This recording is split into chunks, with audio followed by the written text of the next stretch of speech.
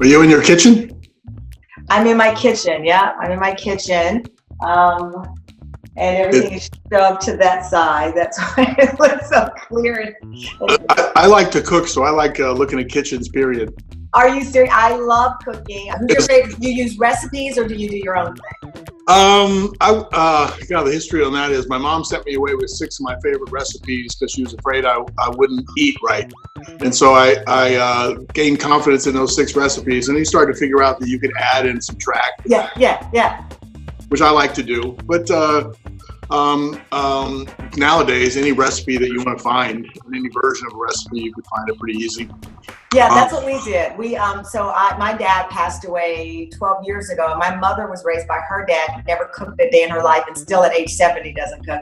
But when my dad died, I went home to Texas, and I said, wait a minute, we don't have any Thanksgiving? There's nothing? My mom's like, no. I'm like, wait a minute. So I started taking cooking classes, and I started with Ina Gard and the Barefoot Contessa recipes.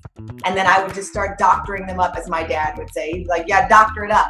And then I learned to just find my way. And now I like cooking. I probably cook 4 or 5 days a week.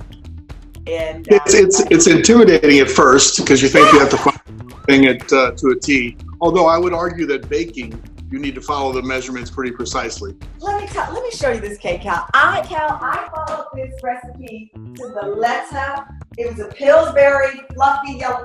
Look at it's a saucer. Look at this cake. This is my son's first birthday cake. Look at this. Well, you just need to have the icing to taste good enough. Oh, I know. Listen, I'm going to decorate it. I'm going to decorate the hell out of this cake. No one's going to eat it, and he's going to blow the candle after we're done. But yes, I have decoration. I'm going to put some baby shark on there.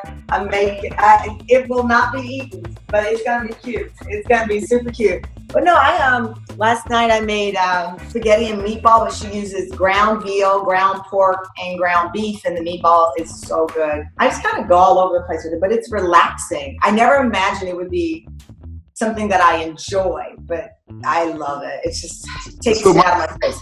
My meat sauce, kind of interesting is I heard that the good part of eggplant parm or lasagna is in the meat sauce. So I was gung-ho to create my own sort of meat sauce. And you start mixing meats like what you just said. Yeah. And I even started to go with the Italian sausage, sometimes a lean ground beef.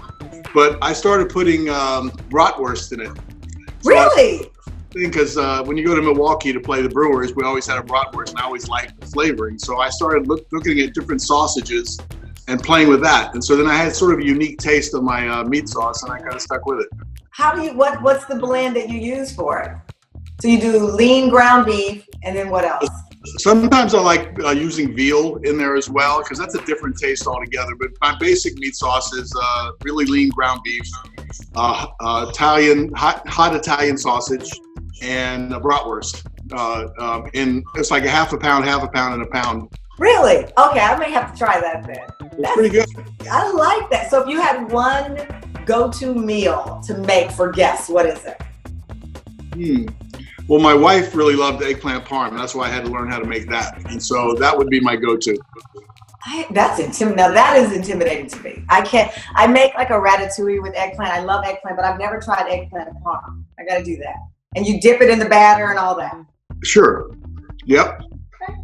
You fry it, or there's many different ways that people treat the eggplant. We need you to come on and do a cooking segment when we get on the other side of this. I don't know if I'm good. I can fake it for a minute talking to you. No, you should get a show. Cal's Cooking. That would be amazing. I love it. In the kitchen with Cal Ripken Jr. People would go crazy.